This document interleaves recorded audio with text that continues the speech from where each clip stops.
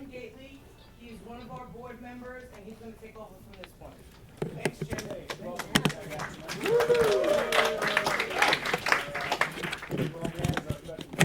So I'm very excited to be here, and thanks for having me. So what's going to happen today is I'm going to teach you the 10 simple but not necessarily easy steps to producing your own projects. So what I'm going to be focusing on are the steps that I took with my team to produce the feature film You Can't Kill Stephen King, which is doing really, really well, and I'll get into that in a moment. But what I want you to know is that you can use these steps to produce albums. I'm a musician as well and speaker. Same exact steps. To produce books, same exact thing. Stage plays, musicals, whatever project you can think of, even your life. It's a big project. And so as you're going through this, don't think, oh, I don't necessarily want to do a film, or I do want to do a film, but I also want to include, I want it to be a musical type. Don't worry about all the logistics or the specifics of that. Everything that I'm telling you can apply to whatever you're doing. As Jim mentioned, I'm a lawyer. I started out as just an actor when I was 22. I got out of college, and when I was around 26, or 20, I don't know when it was, but I got in the movie Swim Fan. I don't know if any of you have seen it. If you watch it again, you'll see me. I played Jake Donnelly, the comatose ex-boyfriend who sort of comes to life at the end. I thought it was my big break. I was so excited. Erica Christensen parties with Jason Ritter, and the producer, the director, John Paulson, and he's like, "You're going to be a star." That's my terrible Australian accent. And I was so thrilled that, oh my gosh, I'm going to make it. And I was maybe 24, 25, and I was like, this is it! And he kept promising I was going to get an upgrade. I was going to get, my part was going to get bigger and bigger, and all these things. And after 3 weeks of me buying gifts for all of the fellow actors, and flowers for Erica Christensen, and trying to schmooze everybody, at the end of 3 weeks, I was like, oh my God, it never happened. I got my credit in the movie. It was my first real credit in a film, but it didn't really get me anywhere. And I started to think, wow, maybe if I just take the same exact effort and determination and creativity, and instead of trying to schmooze everybody in this business to convince them that I'm an amazing actor, and I'm an amazing performer, and you should pick me and cast me, why don't I just write, produce, and direct, and star in my own movies? I remember a casting director friend of mine years ago. I get really pissed off at, I don't like agents very much. And if any of you are actors or performers, guess what, it's all of you, you know exactly what I'm talking about. And they think that we work for them. No, they work for us. And do I have an agent now? Yeah, for the movie we have a sales agent, and it's really great relationship, and I love them to death. But at the same time, we're in charge, not them. And it took me a long time to realize that I'm the CEO, they're the employee, or in legal terms, they're like an independent contractor. They're an agent for working for me and or you. I figured out that, wow, maybe if I do that, things will change, start producing my own projects. A week after that shoot ended, this was in 2001, 2002, I just put on Craigslist, film producer, seeking head actors for a new wakeboarding movie, which I was working on. I said, that's when I'm going to write a wakeboarding script. Whoa! Just flooded! All of a sudden, I was like, whoa! I was like a nobody actor on this film set a week ago. All of a sudden, everyone thinks I'm this amazing film producer. People calling me, people sending me this. I got emails from casting directors saying, hey, can I help? Oh, here, we got these casting services, caterers, this. I was like, whoa. So that's the premise of this book. By the way, I'm giving all this stuff away at the end. I'm not trying to sell you anything. So pay attention. There's going to be a quiz at the end, and whoever listens best gets to win stuff.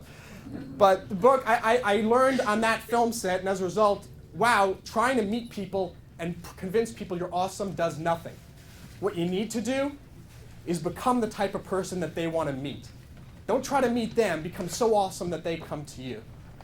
And that's what I realized that happened that day, is that, wow, as soon as I decided I'm not an actor, I'm a producing actor, or a producing musician, or a producing writer, wow, I became the type of person all these other people wanted to meet. So fast forward to then what happened here. I crashed the Cannes Film Festival in 1998 as just an actor. This was even before I started pursuing this professionally. And I schmoozed my way in. I got a card that said I was a producer. Somebody took a liking to me, but I was still an imposter there. And I always vowed one day I'm going to return legitimately back to the Cannes Film Festival. And it happened this year. And it took me 14 years. And a lot of people laughing at me. A lot of casting director friends telling me, Monroe, you're never going to write, produce, direct, and co-star in a movie that goes to Cannes. Yeah. Well, who's laughing now? I'll give it a caveat. It's not the film festival, it's the Cannes film market. As far as I'm concerned, I still went to Cannes. There was an agent that picked it up and said, this movie rocks, we want to sell it. And we actually have distribution deals. We've sold it to another. I can't, because it's a recording now, and a lot of these deals aren't official yet, I can't say publicly, but if you want to talk on the break, I'll tell you exactly what's happening. But we have foreign deals, we have US deals, Canada deals, all international, and the movie is doing really, really well. And my point of this, I'll show you the trailer later because it's fun after the break. The stuff that I'm telling you works. It works. Follow what I'm doing, you can do it. Will it take you 14 years? I hope not. Hope it'll take you shorter time to do what I did because I've learned all these lessons, I'm trying to impart them to you. So that's basically what's going to go on today. And before we get officially started, I want to go over these two things here, which is the basic framework of everything that my whole philosophy. And if you understand this, I think everything else will make a lot more sense. So the first thing, oh, and then I'm going to play you a song which is going to get you all in the proper mood for tonight's festivities. First, the sooner you realize that talent is assumed, the better things will be. Too many people come up with excuses and leave this business because, oh, I'm not good enough. Oh, I wasn't what they're looking for. Oh, I'm too old, I'm too young, or I wasn't. Shut up. That's the easy way out. As soon as you realize that talent is assumed, meaning, raise your hand. Who here is Oscar caliber talent?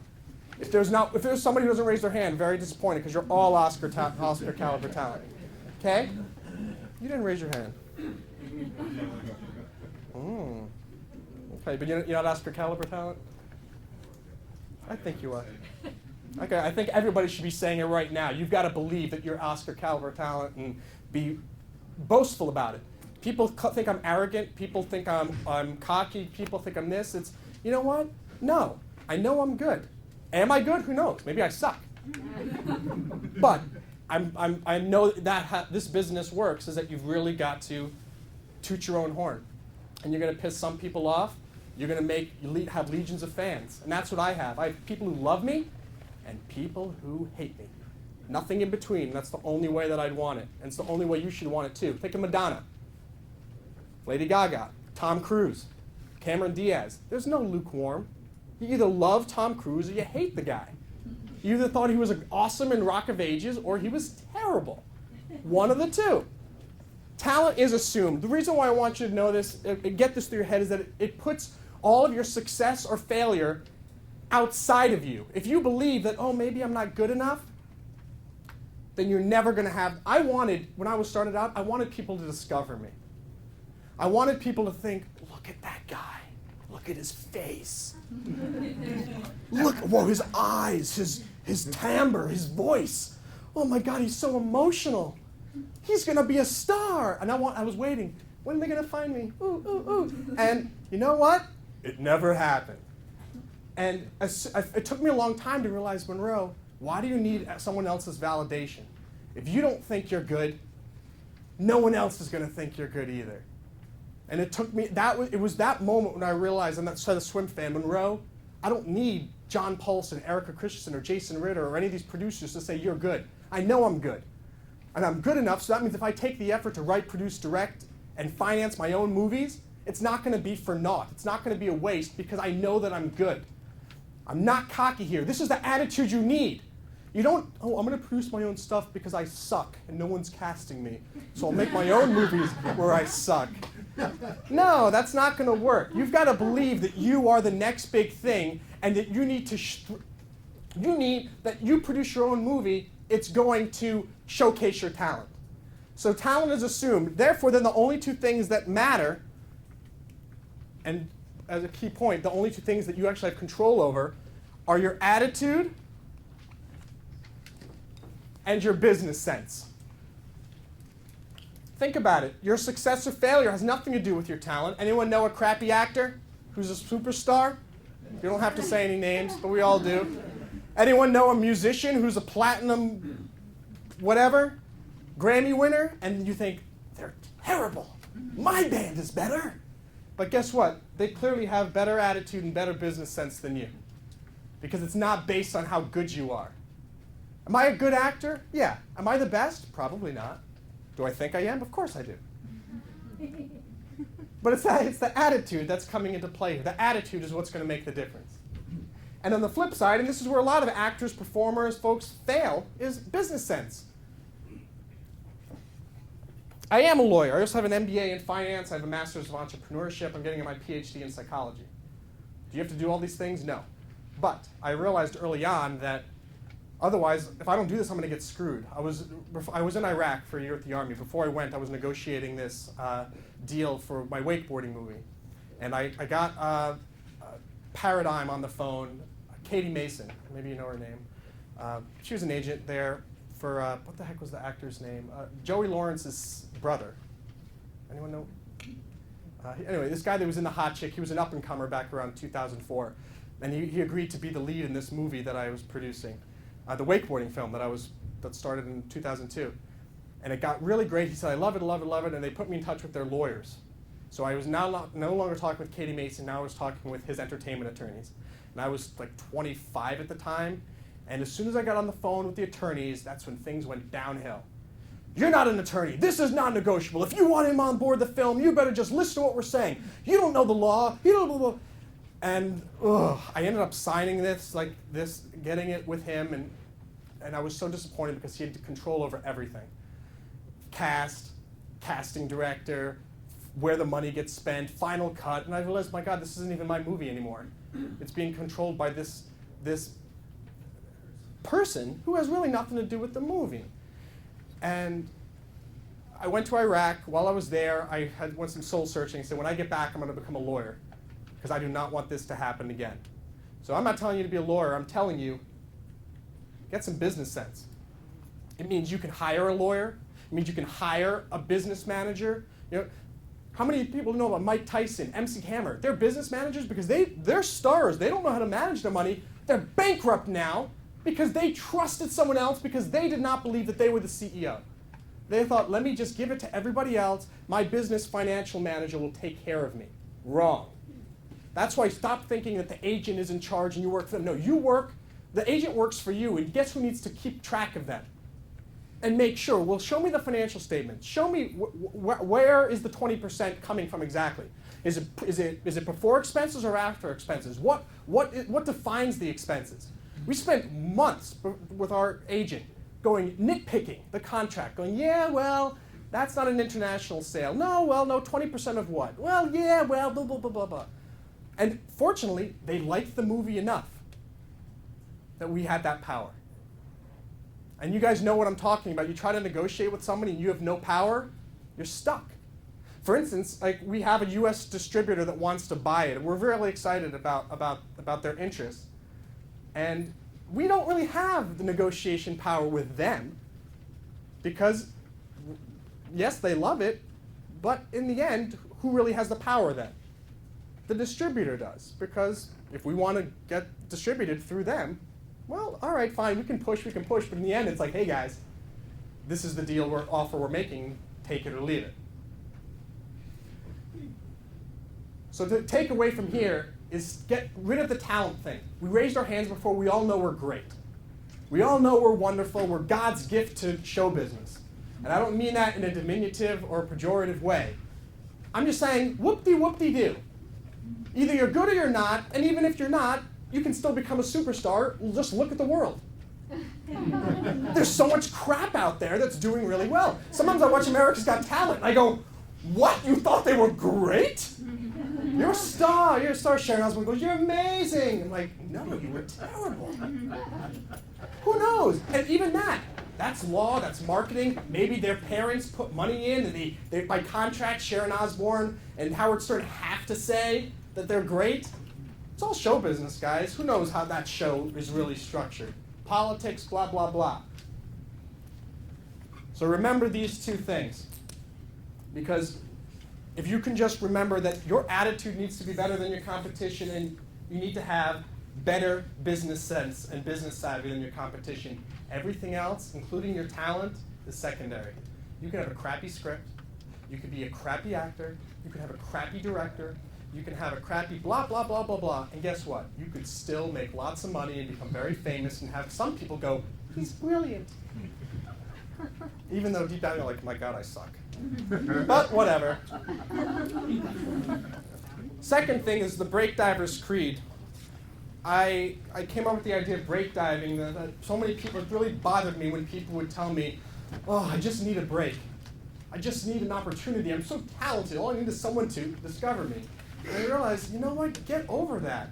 Don't wait for the breaks to come to the surface. You have to dive into the water, the freezing water with sharks and eels and pieces of ice and nails flowing around, and go, you know what? I'm going to dive in there even though it's dark and scary and find those breaks myself, and I'm going to bring them up to the surface.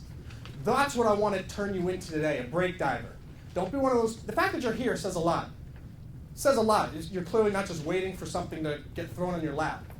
What I want you to do is say, more than that, I'm going to figure out what I want, and I'm going to dive in and get it and wrestle it to submission until I can bring it up to the surface and go victory. Meanwhile, your friend in the boat that's just sitting there waiting going, oh, you're so lucky. I wish I had a scuba tank. It's like, well, no, I went out and bought the scuba tank. What are you talking about? Yeah, but, you know, I'm not licensed. I took 2 weeks and went to Florida and got my scuba license. Yeah, but you had a spear then. I'm like, then go get a spear. What is wrong with you people? And you guys know what I'm talking about. You're so lucky. Oh, boom. So the first one is no rules. You guys know Ross Report, I think it's called Call Sheet now. It says don't phone, don't visit. If everyone listens to that and follows the rules and doesn't phone and doesn't visit, what do you think's going to happen? Nothing. But all of a sudden, if you're the one person who says, I'm going to break the rules, even though it says don't phone, don't visit, I'm going to phone, I'm going to visit. Guess what? You're memorable. Oh, so break the rules. Doesn't mean break the law, but do things differently. No rules, no excuses. This is what I was talking about. Oh, I'm too old. Oh, I'm too young. Oh, I don't have the money. I hate that. You should be ashamed of yourself, people. Any of you guys, I don't have the money. I didn't have the money either. It took me 14 years to figure out how to find it, and like lots of failed projects. This isn't the first one. I've had movies get pulled out from under me. Oh, can't believe it. Wow, 14 years, I kept at it, and things finally came together. Then I wanted to give up many, many, many times. Don't come up with excuses. That's the biggest problem. Because if you think it's hard just trying to go to auditions or submit your album somewhere, get ready until you start producing. The variables are so much more intense. The math in your head, the financials, everything is so much more complicated. The legal stuff, it's not easy, guys. I'm telling you, it's not easy. It's simple. What I'm going to tell you, these 10 steps. But don't think, oh, you're going to leave here and then magically it's going to come together. All I'm doing is giving you a framework so you can think, okay, do I really care about becoming successful in this business and getting my talent out there and letting people see me? If the answer is yes, then get ready, fasten your seatbelt, and get ready to work harder than you've ever worked. Because what I'm about to tell you, it's a long journey. But I can't believe it. We actually won an award in the Hollywood Reporter for Best Movie Poster at Cannes. It's like, awesome, not Best Film. Now, we weren't in the competition, but the point is that wow, that's really cool. This stuff works. You can do this stuff. It's all going to make sense. No rules, no excuses, and no regrets. I don't want you guys being 95 years old and thinking, you know what, maybe that guy was right. Maybe I should have listened to Monroe. I'm telling you, if you do this stuff, you will make headway, great progress. And you have a resource in me. You got my number and my email. Call me. If you want help, let me know. You have other people in here who can help you. You guys are all fellow producers now. No regrets. Don't regret it. There's the story of the man who's at a piano music store. And he's 85 years old, and he's walking slowly, and he looks at the Teach Yourself piano book, and he sighs, and the attendant, the sales dude, comes over and goes, "Hey, excuse me, what's the matter? Why are you sighing?" He says, "Yeah, I've always wanted to play piano, but I'm 85. Because you know how old I'm going to be by the time I learn how to play?" And the guy goes, "Yeah, the same age you're going to be if you don't. Don't have a regret. I don't care how old you are, or how fat you are, or how skinny you are, or whatever. Start where you are and move forward." All right, now, so I'm going to play a tune here. And it's from my album here. I wrote this song for myself because this business and this life is just so debilitating. And I've wanted to quit so many times, and my girlfriend just broke up with me last week, which is very disappointing. And it's hard to get up here and be Mr. Motivation. I'm sure if any of you guys have had that happen to you, it's terrible. And my smile is very, what's the word?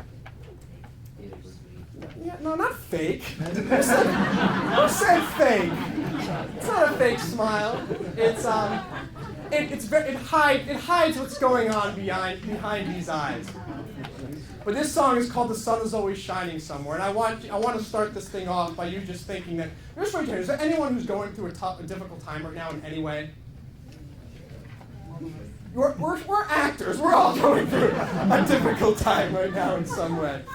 So I want you to listen to this song and just think about it. I think the lyrics are on the sheets I hand out. And realize that, hey, no matter where you are and how far you've come, you can go farther. Things are going to get better. Things are going to turn around, and everything is going to be okay. The sun is always shining somewhere. Yeah, the sun is always shining somewhere. And I know you can't see it, but right now the sun is shining through your hair. It's so bright, and everything is gonna be alright. Just get up and fight one more round, 'cause your beautiful life is coming right around the bend. And I sent to you a confirmation of what you already knew. Stop being blue, 'cause I see you smiling in the light, in the spotlight of vindication. All your determination coming to fruition. It's a beautiful day. Don't give up. No, don't give up. Don't give up on the dream. Don't give up. Don't give up. What you're feeling is not what it seems. I know you're feeling that the world is out to get you. I promise that it's just a short-term dismay, but it's dark, you say it's a rainy day, yeah. But only for today, the sun is shining somewhere. Yeah, the sun is always shining somewhere. And I know you can't see it, but right now, the sun is shining through your head. So look up, 'cause you can't see the sun if you're looking down with a frown. It's time to rebound, back on top, back on track. And yeah, baby, you're all that. Did you know, talk to all of you, that you're awesome? And those that don't see that are blind and dumb and stupid. Forget it. Brief laughing break. They're so stupid. Forget their little minds. 'Cause I'm happy that you're all mine. The sun is shining somewhere. Yeah, the sun is always shining somewhere. And I know you can't see it, but right now the sun is shining through your head. So look up, you're already there. The sun is in your hair, already there. The sun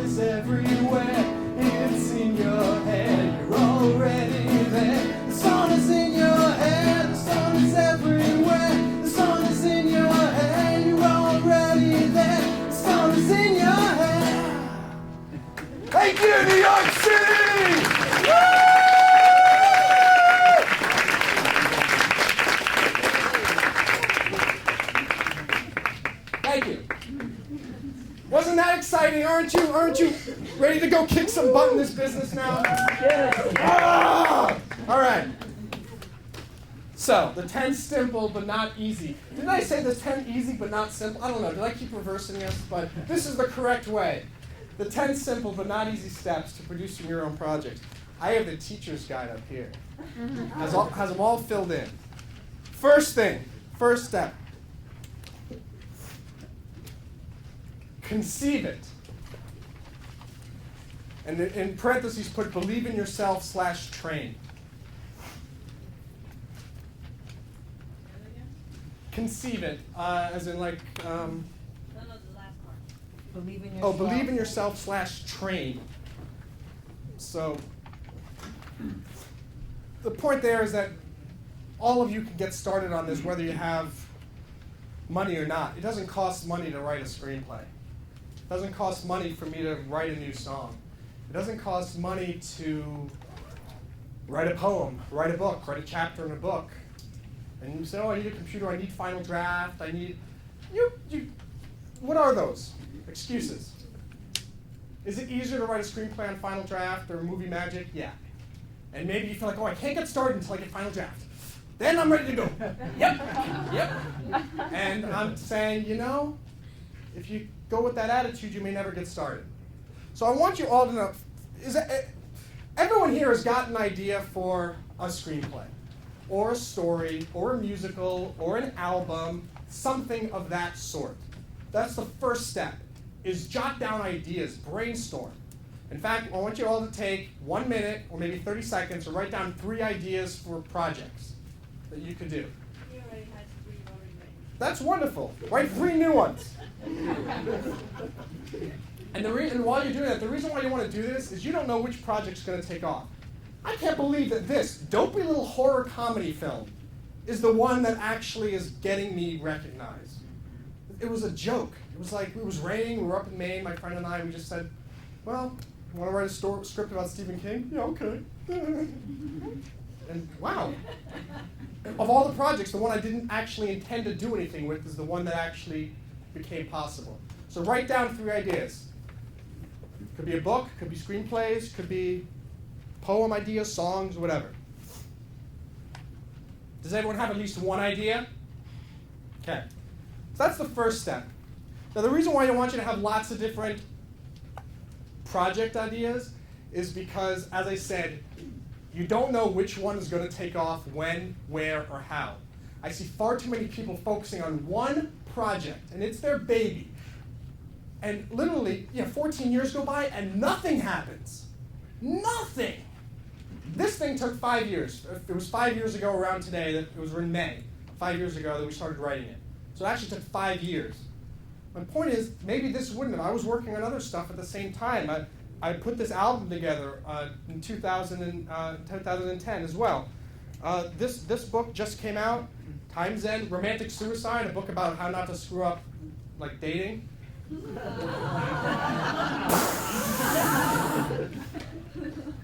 I laugh as I read the book, The 45 Unbreakable Rules of Dating. I just look and go, crap, I broke that one. Crap, that one, crap. But at least I know if I had followed the rules, it would have worked. Or not. Yeah, you never know. You never know with these things. I tell you, I'm glad every time I come to, I don't know, it seems like every time I come to AFTRA, like SAG-AFTRA, but every time I come here, it's always a girl problem. And I'm always depressed when I arrive because something has gone terribly wrong. And then halfway through, I'm just so happy because I love you guys so much. And you guys, just the energy, like I honestly, if I could just do this every day, rather than once every 6 months or so, I would be so happy. I mean, I love seeing your smiles, and you guys make me smile. And so thank you for coming, because you're making my day as well. And I want you to be thinking of different projects because they're in different stages of development. And there's a thing called synergistic diversification. In the stock market, you want to have a diversified portfolio. Say you don't want to just put all your money in oil, because what if the oil market goes down? Then you're lost all of the value of your portfolio. Instead, you buy some in oil, buy some in technology, buy some in textiles, and buy some stock in the internet. And you hope that at any given time, at least 2 or 3 are going well, maybe while one is tanking, but the overall portfolio itself is still strong. Think of the same thing with your projects. You have different projects. At any given time, one might be going really well, the other ones might be tanking. The only way that I've been able to keep strong in this business is by having different projects. Because even this movie, there have been times when I just wanted to quit. After the shoot, it was so brutal. All, like there were fights, there was this, there was that, and it's like I had to do something else for a while because that thing just went down. But then something else came up, and then all of a sudden we got the rough cut done. I'm like, oh wow, this is pretty good. All of a sudden that became a priority, and the other things. Am I making some sense? Yeah. Don't focus on one project because inevitably something's going to happen. Or the one person, your writing partner, drops out and then you feel devastated because you put all your time and effort into that one screenplay. You should have been doing 12 screenplays and a movie and a play and a this and a that. So number 2. Oh, and by the way, I said believe in yourself / train as a corollary to this first one of conceive it. If you don't believe in yourself, going back to the attitude and business sense thing, none of this is going to happen. Too many people say, oh, what's the point of even writing the screenplay? No one's going to finance it. Or I'm never going to get it off the ground. Or nobody's going to want to be in it. Let's say you don't want to act in it, you just want to write it and produce it. How am I going to get a star? Well, guess what? With that attitude, I guarantee you're exactly right. What's the quote by Henry Ford? If you think you can or you can't, you're right. So you got to think that you can. My little engine that could. I think I can. I think I can. I think I can. It's going to be worth it. And it's all my friends trying to help me like with this whole girl issue. Like, dude, stop wallowing in it. Stop wallowing in your pity. You know, if she's going to come back, she will. If she's not, you got to think positive. Stop. Stop. My point is, we're all human. And we all get into our heads sometimes, and sometimes you can't see the big picture. And that's why I love coming here, because when I talk, just talking, my energy just increases, and all of a sudden you realize, you know what? It's not as bad as it seems. Nothing's as bad as it seems. And by you diversifying and all that, you will do that. Second thing is train. Be ready. Be ready. Learn. I'll go into this story a little bit more later, but I missed out on $5 million because I didn't have any films that I had produced. And the investor said, look, I really love the script, but you have I don't trust you. I don't trust that you know how to direct or produce a movie. And I felt it was a lesson learned, and I was devastated because everything was ready to go, and this was the last piece of the puzzle, and it fell apart. And I'll talk about that in a little bit when I talk about... Actually, you know what? Guess what? I'm going to be a rebel. I'm going to talk about it right now. So write down this acronym, TRUST.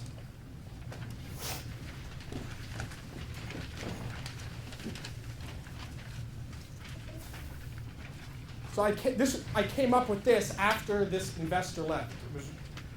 And the project fell apart, and I had to figure out, Monroe, why did this happen?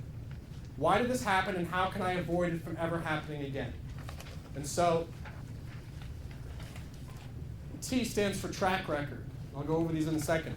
R stands for return on investment. U stands for unique investment opportunity. S stands for strategy and systems. And T, the bottom T, stands for team.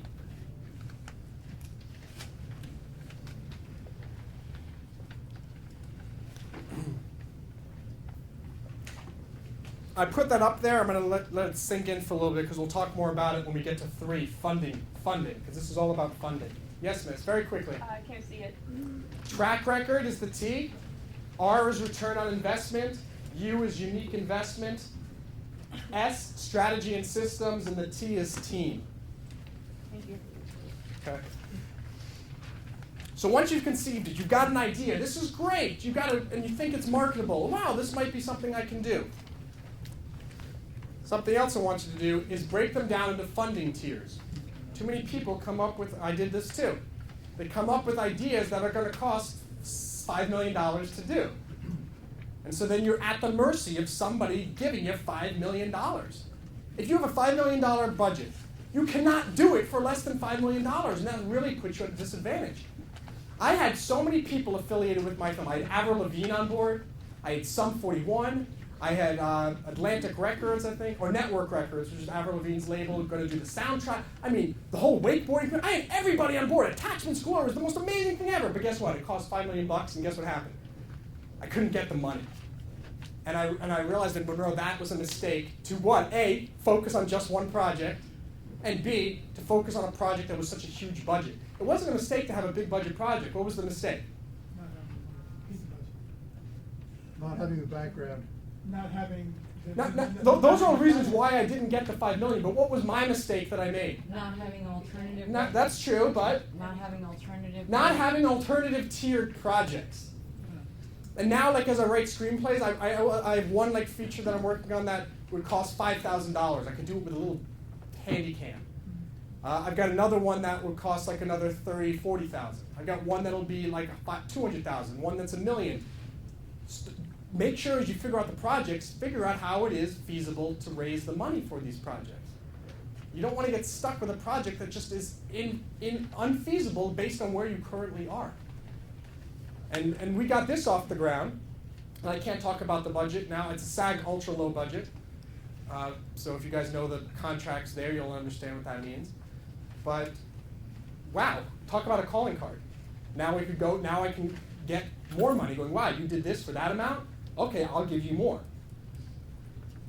The next step, number 2, is write it. Write it. How many people never finish the project, like I said, because, oh, why am I going to get it done? Or, well, I'll finish it once I find the funding. Or I'll finish it, people come to me, dude, I need help producing my screenplay. Where is the screenplay? Oh, I'm almost done. Is write it number 4? No, this is number 2. Number 1 is conceive it, number 2 is write it. Believe it or not, we're only on step 2. Funding, you said train. No, those are all part of 1. I'm sorry if I was confusing. 1, conceive it, and just in parentheses, believe in yourself and train. Point is, right now you can still go to acting school. You can go to screenwriting camp. You can go to film school. Any of those things. Do things that are going to help you believe in yourself and get the juices flowing. 2, write this thing. Write it, and finish it. As Dov Simmons, anyone know Dov Simmons? You know, heard of Dov Simmons. Great guy. He's got a 2-day film school. It costs about $300. He always comes in the city. Go to that. It's really great. Dov, D-O-V-S-S Simmons, S-I-M-E-N-S. 2-day film school. I think his website is webfilmschool.com. Really great guy, and it's just a 2-day crash course in producing. And it takes a lot of what I'm talking about and goes maybe a little bit more in depth. Anyway, he says if it's not on the page, it ain't on the stage. And it's a great quote. If you don't have the thing written, and that means if you were doing an album, what's the equivalent of it being on the page? Having a song. Music, having the song written. If it's a musical, have your lyrics, have your script, what do you call it? The book, the libretto, all that stuff. Okay, and if it's a movie, have your script done. And if it's what other things can we do? Play. If it's a play, have that done. Have the script written. Have it done. Finish it. Any of you that say, oh, I'm not getting the opportunities, things aren't going well, blah, blah, blah, blah, and you have an unfinished script, shame on you. That's so lame. You're complaining about how cruel the business is, and you don't even have the gumption just finish a screenplay or finish the book or your manuscript, which costs you nothing but time, an hour a night. Finish your screenplay. Anyone have an unfinished project, unfinished screenplay? I do. Shame on all of us. Get it done. Okay? So after you write it, step 3 is funding it. Now, all of these steps, don't think that they're consecutive, meaning you have to do one, then the other, then the other. You're doing them all at the same time. Anytime you talk with someone about, oh, you know somebody? And then you go, oh, well, currently got a script here that's in development, and I've got, Dov Simmons always says the answer, what are you doing? He goes, well, I got various projects, and I got many projects in various stages of development. And it's true, that's what you should be. I got a few screenplays, I've got a few that are in pre-production, I got 2 in editing, I've got this, I've got that. So funding it, let me go back here to this acronym here, trust. No one's gonna give you money unless they trust you. And I didn't realize until after this guy pulled out his $5 million. Hi, Grant Anderson. I still love you. I hope you'll come back and invest. I'm talking to the camera over here. Maybe he's watching on YouTube. The first thing you need is a track record. That's what I didn't have. All these things I didn't have. I didn't have a track record. He said, why would I give you $5 million? I had no idea that you can produce and direct a movie. After that, so what did I do when I came back from Iraq? I went to film school. I did a film. My good man Kurt Nielsen was one of the stars. Did a fabulous job. And I then started my own film school. And with my students, did about 12 to 15 short, like 5 to 10 minute films that I either wrote, directed, produced, acted in, gaffed, lit, edited. I mean, learned how to do everything. What all of a sudden did I have? Track record. I started working on this film here, and one of my Iraq, he wasn't in Iraq with me, I went to officer candidate school with him. Just got in touch with him after like 10 years, and next thing I knew, he's doing really well as an investment banker. He's got some money, and he says, hey, you're into movies, right? I go, yeah. He goes, I'd like to maybe invest. Can you show me some of the stuff that you've done? I was like, yes! I sent him, I said, go to my YouTube page. I've got a lot of films that I've done on shoestring budgets. And he went there and he goes, wow, this is really good. Okay, so tell me about your movie. Boom. And that's how, I mean, that's a short, it's not as like simple as that, but it's because I had a track record and they were short films. So that's why I've learned, people always poo-poo on short films, but I realized, aha, they do have a benefit and they do have a value. Maybe they can be of a benefit to you, especially if you get involved, like where you're writing, producing, doing lots of stuff on the projects. Just doing a short film where you're an actor in 12 short films, is that going to help you raise money to make a movie? No, that shows that you're a good actor. You need to actually get on the other side of things, get a track record. B, return on investment. That's what any investor is looking for. Nobody's looking for charity. No one wants to be your charity provider. Oh, please, that's why Kickstarter campaigns don't work. 9 out of 10 of them do not raise the money that they're trying to raise. Why? Because everyone is like, please, please, please, please, please, please, please, help me with my project, help me make my movie, it's going to be great, blah, blah, blah, blah, blah. Well, where's the return on investment? Why would I want to give you even 20 bucks? Why would I want to even give 100 bucks? You need to make it clear that, look, put up your money, and there's a good chance you might see it again. The reason I say good chance might, I tell all my investors, and even this, I said, look, are you sure you can lose this money? And in fact, legally, when you do, it's called a private placement, when you raise money through private investors, you got to tell them in a thing called a prospectus. Do you realize that you could lose every bit of money? You have to make sure that your investors have a certain amount of money as a net worth, blah, blah, blah. The point is, they got to be prepared to lose it, but there has to be a what? A possibility that they can make off like bandits. And you need to relate that to them as clearly as possible. Which comes back to here, your unique investment opportunity. A, the movie business is what? Unique. The music business is unique. The book business is unique. You're good there.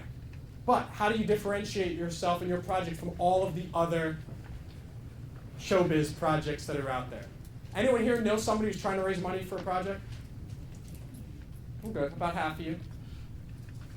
Think about it.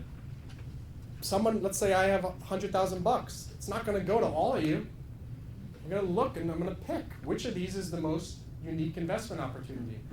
This goes back to marketing. How interesting of a project is it?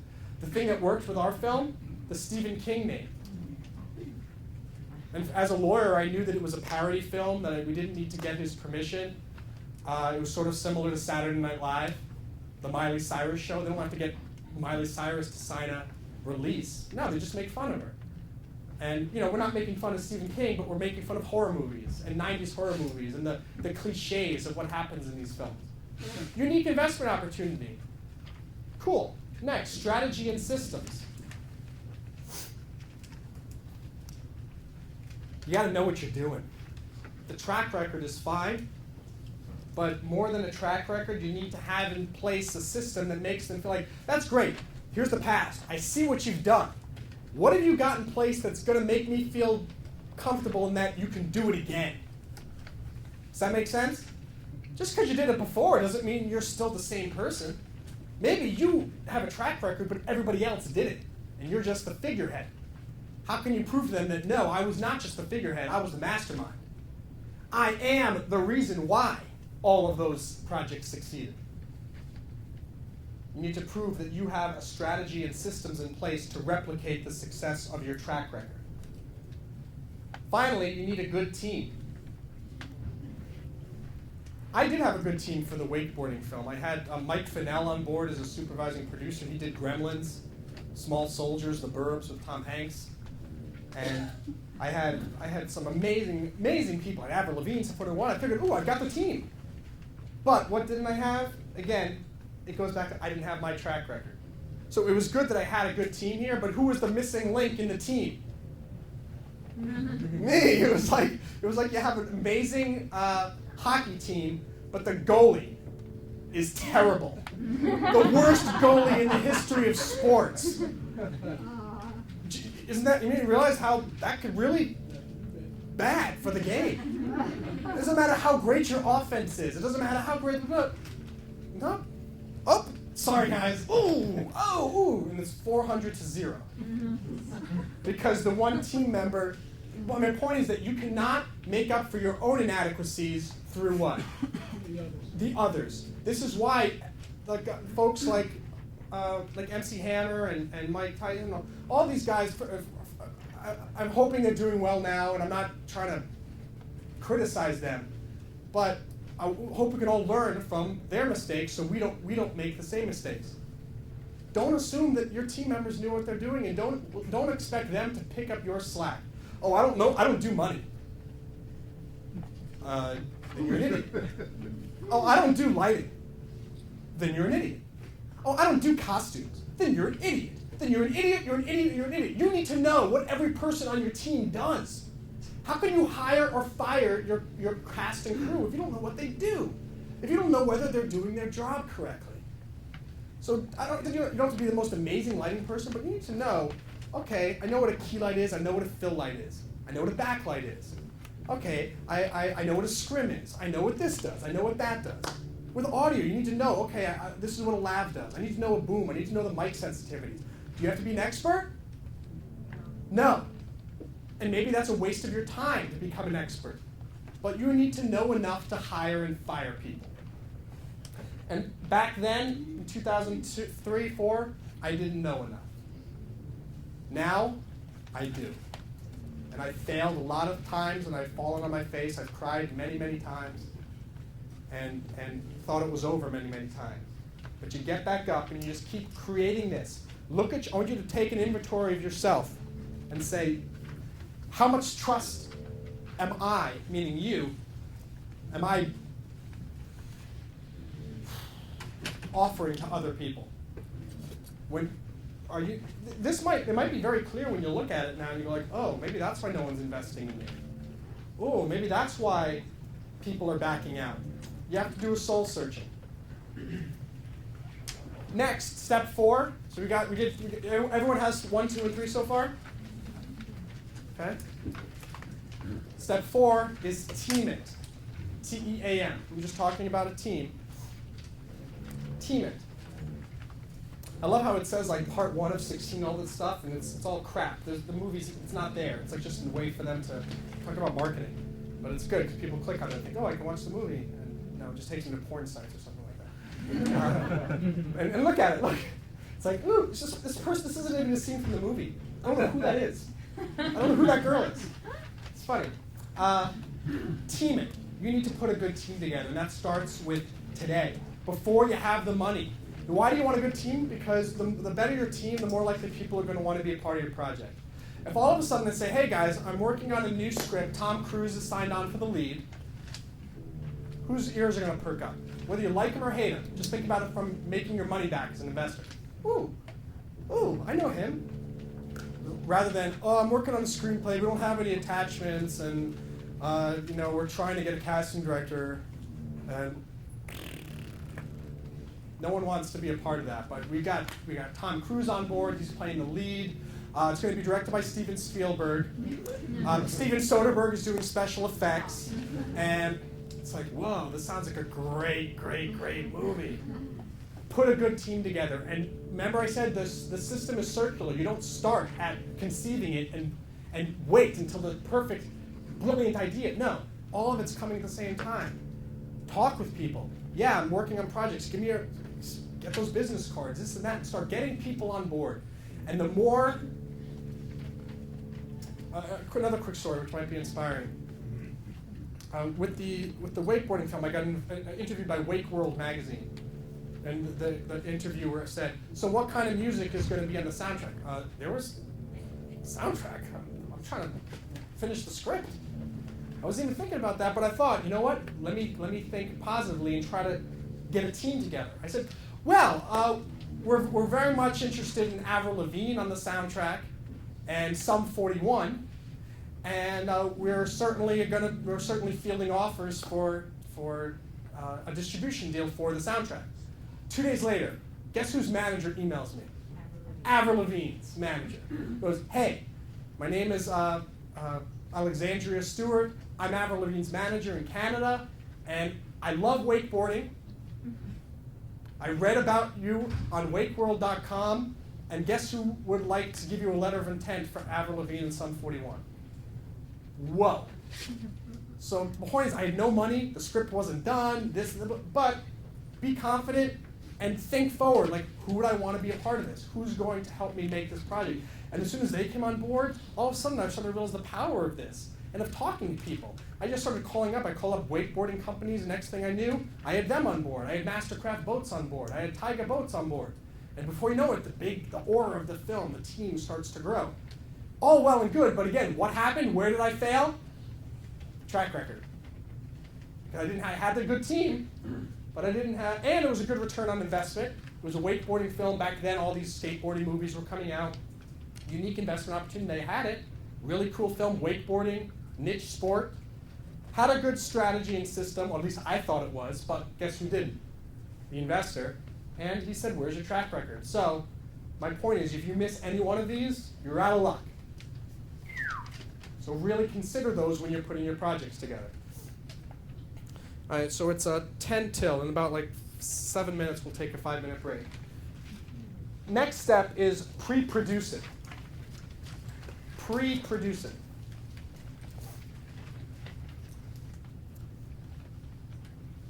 What I've learned over the years is that the film makes it or breaks it in pre-production.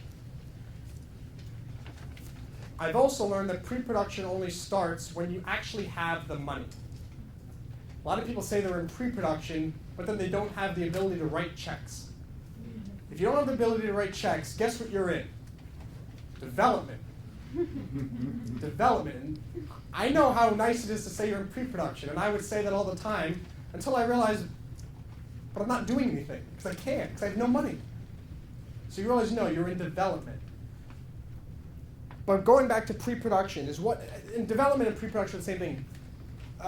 They're very similar. This is development, steps 1, 2, 3, and 4. Conceiving it, writing it, funding it, and putting the team together.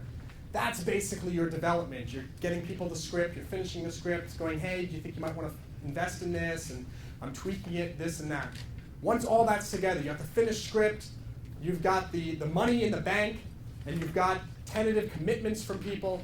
Once it happens, then all of a sudden you can say, yes, I'm going into pre-production. Pre-production, this is my rule, needs to be at least twice or 3 times as long as production. On this film, we didn't follow that, and that's where I came up with this rule after the fact that, whoa, if I had only spent, all of us, the team, if we had only spent, and Ronnie Khalil, my partner in crime on this, if we had only spent twice, it was like a 27-day shoot, we should have spent like 3 months in pre-production. We spent about 3 weeks. And we thought, 3 weeks would be the production, so we should do 3 weeks pre-production. It was stressful. And the project is a success because of the amazing cast and crew who devoted themselves, despite the fact that we were not as brilliantly organized as it could have been. Wasn't organized? Yes, it wouldn't have gotten done if it weren't. But it could have been so much better. And I'm trying to save you the ordeal here. If you're going to shoot for a month in August, then you should spend May, June, and July doing pre-production. And I mean spending like 5-6 hours a day doing the pre-production, just to let you know. Why? Because the more you figure out in pre-production, and the more problems you solve in pre-production, guess what? The less problems you're going to have during production. During production is not the time when you figure out, oh my God, we need extra money for catering. Oh gosh, why I didn't think we'd need 2 of these big K5 lights or whatever. Oh no, there's not enough fog. We need more fog. Someone has got to run and get the... We shouldn't have been figuring that stuff out on set. Everybody knows that no matter how much you plan, a set's going to have problems. But you can avoid a lot of them if you just take more time during pre-production and you're not in a rush. We wanted to be done. All of us. We always, we want to get into production. We want to get into production. Yeah, but you're not going to be happy in production if you rushed it because you didn't do pre-production. What are some of the things you can do during pre-production? Just throw out some ideas. Yes? Location scouting. Location scouting. Get that done and finished prior to. Here's another thought. Get your locations first and your shooting dates done first, then you hire your cast. Right. Not get married to the cast and then, what? You can't go to Maine? What? You have a wedding? When are you going to tell it? A lot of these things, and you learn it by trial and error, but there's something I can tell you. The cast comes later. You can have your auditions and bring them on board and say tentatively, or when you have, what we did during our audition process was, had on the information sheet it said, do not audition, do not come into this room unless you are absolutely free from August 1st until August 30th and you're okay with living in a cabin in the woods in Maine with about 30 to 40 other people in a cabin built for 5. No one came in the room. No, just kidding. But did some people say, oh, I can't do it. Oh, yeah, I don't really feel comfortable doing it. Yeah, but better to lose them then than after you think, she's the most amazing actress, but she's not going to live in the thing. And then, this thing, I cast a music video I did a music video for that song, The Sun Is Always Shining Somewhere. It's on YouTube. It's really great. We shot it in Florida on the beach. It'll make you happy. One of the girls that I cast, the first girl, the second girl actually turned out, and Natalie Gregg, breath of fresh air, and some of these things happen for a reason. The first girl, I was so married to her, I wanted her so much, then I found out that she wanted to be sent first class. She wanted to be in this fancy hotel. I mean, it was just like, what are you talking about? I am not a huge producer. I'm giving you a trip to Florida. Be grateful that it's February and you're going to Florida. You want fancy airfare and hotel, and it just became, and my problem was what happened? I failed in that sense as a casting director, producer. I got married to her first without making it very clear. I thought I made it clear, but clearly not. So things like this, pre-production. If you have more questions about this, I'm going to open up for questions at the end. If you have any specifics, of course, let me know. My point is, take your time planning up front. Locations, catering, food is the most important thing. We were going to do Subway. And thankfully, we ended up finding this amazing caterer who cooked hot meals, amazing hot meals every day and brought them from her house to the set. I mean, chicken, shrimp, steak. It was unbelievable. And did it cost a heck of a lot more than Subway? Yep.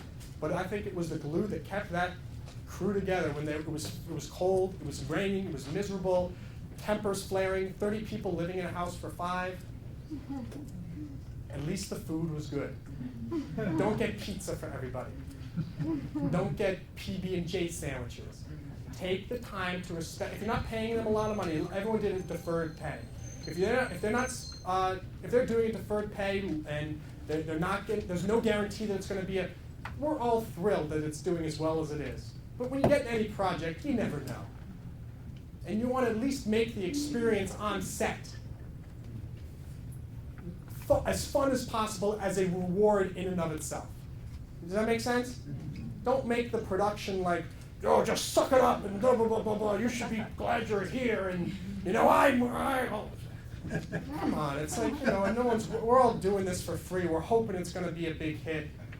Make the food good. Treat people with respect as much as you can so that they look back no matter what. Even if this wasn't a success, I think people would have said, people would have said it was a very stressful set. So it's good that it's doing well. My point is, pre-production, plan ahead of time. Ask people. You know how I was just saying, what are some things, like what's another thing you can do during pre-production? Storyboards and Storyboards. Oh my gosh, the storyboards and shot list. Okay? I ran this film school for 2 years, and all I would harp on is shot list, shot list, shot list. We flew in our DP from Mexico 3 days before we were going to Maine. And that's when we started doing the shot lists. And it was crazy. I was studying for the bar exam. I did the bar exam, and then 2 days later, I went up to Maine and shot the movie. So I don't know how the heck I studied for the bar exam, New York bar, one of the hardest in the nation, passed it, and then did this. God was with me, because it shouldn't have been that way. I should have either bombed the movie or bombed the bar exam, and somehow both of them worked out. Wow. But shot lists. We should have been doing that. We ended up staying up 3 hours like every night doing the shot list. When I was also one of the stars, and one of the co-directors, and one of the co-writers. We're doing rewrites. It's like, oh my God, the script should have been finished. Why are we doing rewrites every night on set? Why are we doing a shot list the night before every day? And the AD is going crazy? Going, dude, what are you talking about? We can't, no, we're doing the marina today. We can't, I know, but we just changed the, it was a comedy of errors. And I'm trying to tell you, don't do that. Take the 3 months for a 1 month shoot, not 3 days for a 3-week shoot. Okay? So next is 6, produce it. And then we'll take a break. 6, produce it. This should be the easiest part of the shoot. But more often than not, it's the most difficult part of the shoot because people don't do what properly? Pre-production. They don't prepare properly. And they think, oh, I gotta get to the shoot. It's the shoot that's important. I gotta tell my friends we're in production. No, if you don't do pre-production, you're gonna be in hell. You're gonna be like insanity. That's weird. Can you be insanity? Doesn't mean you're like sane. I'm in insanity. So that's not very good. I'm in insanity. Producing it should be a breeze. You should have everything worked out. Let me guess. With whatever project you're doing, plan for mistakes. Plan for 4 or 5 extra days. For every 3 weeks, plan for 5 wild card days. Because it's going to rain. Cameras are going to break. Electricity is going to be out someday. Something's going to fall in the water. Some actor is not going to show up on time. The whole set, the night scene, lights, blah, blah, blah. Where the hell is the actor? True story. Where is the actor? Oh my gosh, the lights are burning. We had the crazy stuff like that. And you got to be prepared for that. So, even though no matter how accurately and efficiently and how disciplined you are about doing pre-production, you still got to plan for problems during production. And honestly, the number one thing during production is what? I told you it before. It's the number one thing you need to do during production. It's the most important thing that you can do. Not only eat, but provide good food for your cast and crew. No matter how stressful things get, if they know they're going to have a good meal that's yummy, that's not cold, it'll go a long way. It sounds kind of weird. And I'm not a big eater, as you can tell. and eating for me is just like a waste of my time. It's sort of like, oh, I wish I didn't have to. I know some people are gourmands and they love it. For me, it's just something I have to do to keep going. And I didn't realize, for me, like Subway would have been fine. But now I realized that once I got on the set and I was eating this amazing, and it was like really stressful, rainy and cold, I was like, oh my God, I'm so glad that we decided to do this because everyone is happy for half an hour. And it allows people to give something to look forward to. That has nothing to do with emotions, nothing to do with talent, with lights, with electronics, technology. It's just, I'm gonna eat in silence, by myself. Wow, amazing. So we're gonna take we'll take a 5-minute break. When we come back, we're gonna go over steps 6, 7, 8, 9, and 10. I'm also going to raffle off these books, so keep on listening. There'll be a quiz, and then in the last 10 minutes, I'll also field any questions you guys have. And remember, you're welcome to come to Mickey Dickey's afterwards. It's a lot of fun, make some new friends, and class dismissed for 5 minutes. All right, so we're going to get started again, only because I could speak until 4 in the morning, but they're very sticklers about actually finishing at 8. So we're going to get started again. Welcome, welcome, welcome back. I want to show you the trailer now. And sorry. We got 57,000 views so far, which is pretty exciting. Every so often, a horror film comes around that breaks all the rules by not breaking a single rule. In a quiet town, on a tranquil lake, slightly to the right from these creepy woods, near this dilapidated gas station, lives America's greatest horror writer. I occasionally came along just to see Stephen King. But when these 6 stereotypical characters with weak story arcs You just want to be along with 3 girls. disturb the peace in this town of overacting antagonists, they'll realize when you go in search of your favorite author, What kind of animal attacks a man at a gas station in the middle of the day? it doesn't always have a happy ending.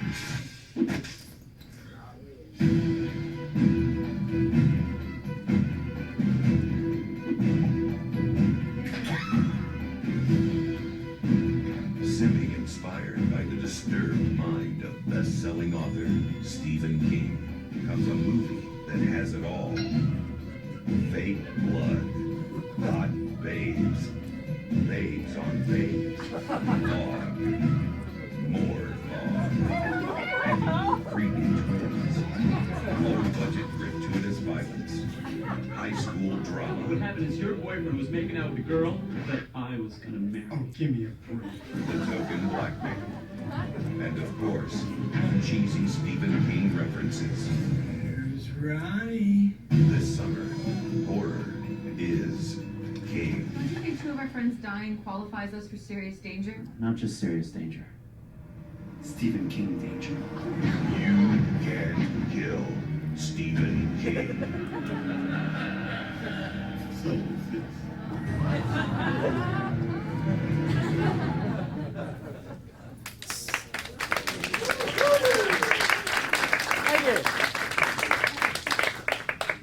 So this is the quality of stuff you can eventually do, and I it's amazing. It's like, wow, it's good. It's funny. I saw you guys laughing. It's like, wow. I mean, it took a long time and a lot of heartache, but again, I'm just trying to let you know the stuff that I'm telling you. Just have the confidence to realize you guys got it, and just keep going. And no matter how many times people pull out the financial plug on you, how many people times tell you the script sucks, how many times people say you're never gonna. I once I went to an agent audition once here in New York City, and I went in. And I started doing my monologue. I haven't done a monologue in like ages, and I'm just thinking back in those days. I went into a monologue, and there are 3 agents sitting at the table, and they're going, I'm like, what the hell are they doing? It wasn't a comic monologue or anything. It was like, what are they laughing at? And they're just looking at their phone. And then finally, it was around the time of Swim Fan, and I said, oh, hey, do you want to see a picture of me with Erica Christensen? I don't know, at the time I thought that was exciting, and it showed that I'm a pretty decent, I feel like I'll humor somebody and go, of course, let me see that. If someone says, hey, you want to see my picture with Tom Cruise? Of course you want to see it. They go, no, we don't want to see your pictures. Thank you. I wrote a letter to them saying, who the fuck do you think you are? You pieces of shit. You guys have money because we work. You don't do anything. You guys are probably all failed actors. And you're bitter that I'm still doing it. The least you could do is respect me for 2 minutes. Blah, blah, blah. Anyway, that agent faxed it to every casting director in New York. So I have a reputation of like some of people don't want to work with me. And one of my casting director friends, I haven't talked to him in years because he's not my friend anymore. He called me up and goes, Monroe, I got this letter that you sent. You can't do that. I said, I can, and I did. I said, I'm not going to be treated like this. And he goes, yeah, no one wants to work with you anymore. I said, you know what? If no one wants to work with me anymore, I'm going to write, produce, and direct, and star in my own movie. And he said, Monroe, let's be serious. No, you're not. I co-wrote that, I co-directed, I co-produced it, I co-starred in it, and the fucking thing went to Cannes, and we're selling it, and we're going to make some money.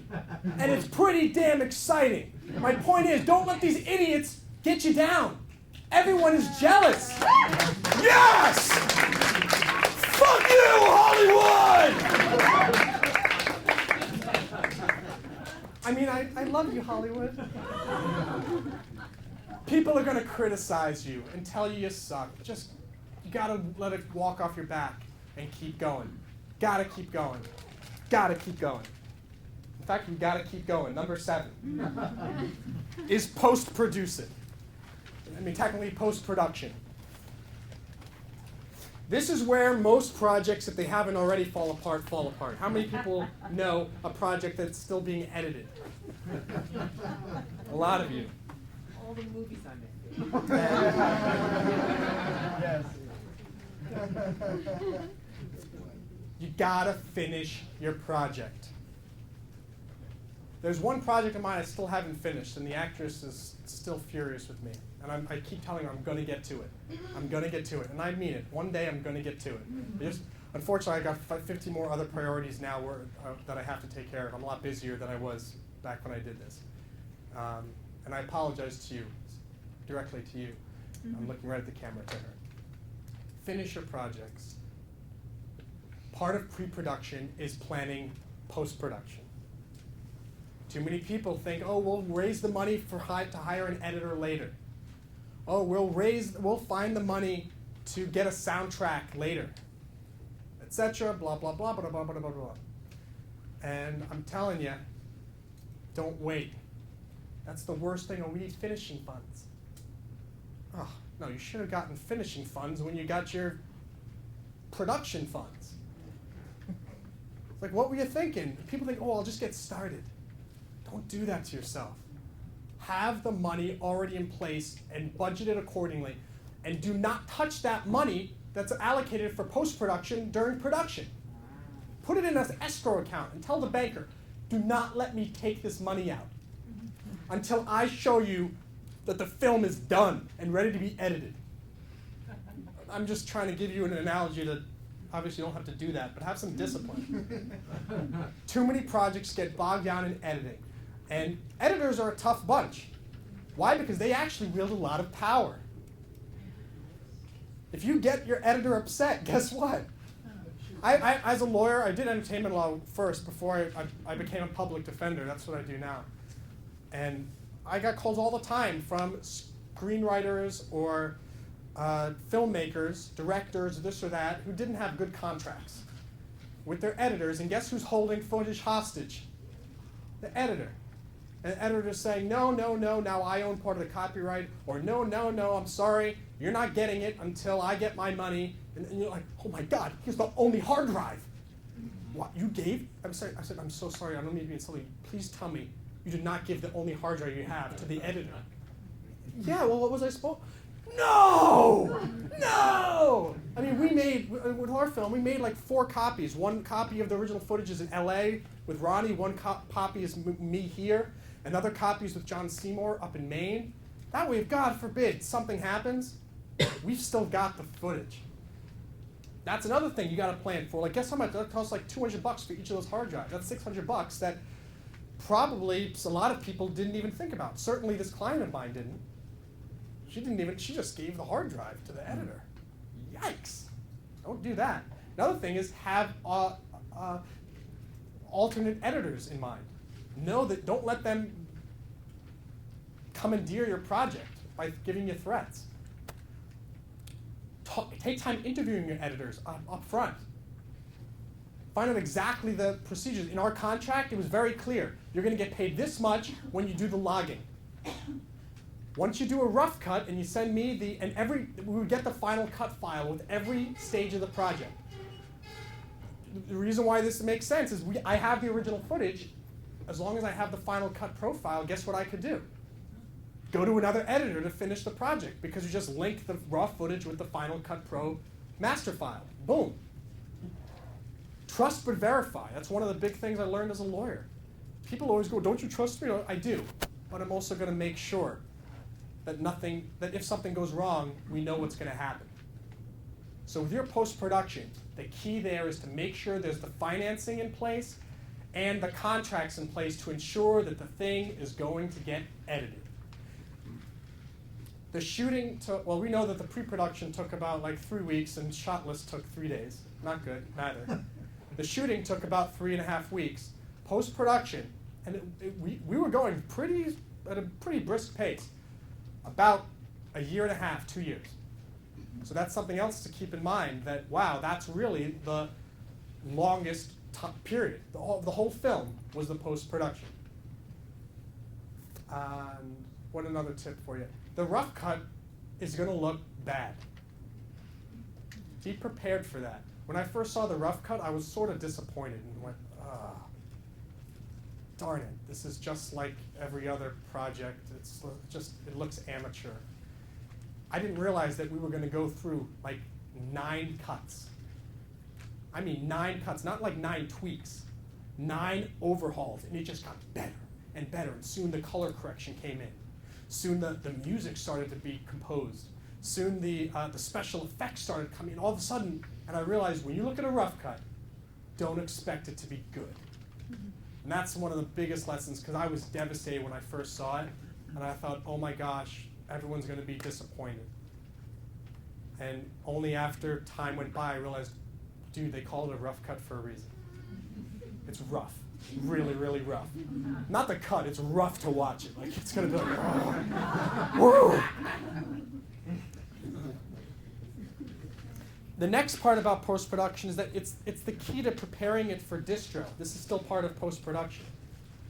You realize that nothing's going to happen until you finish the film and get it done. This trailer, we know it's really good. Everyone's told us that it's really good.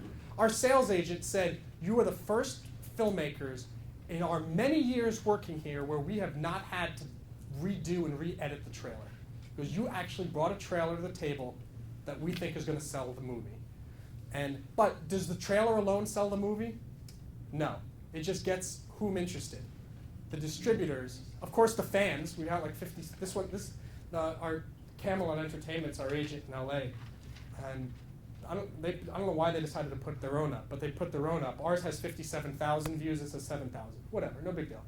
We trust them, they're doing a great job. So, I lost my train of thought. What was I saying? You said fans and the distributors watch the trailer. What else do you know? Prepare for distribution.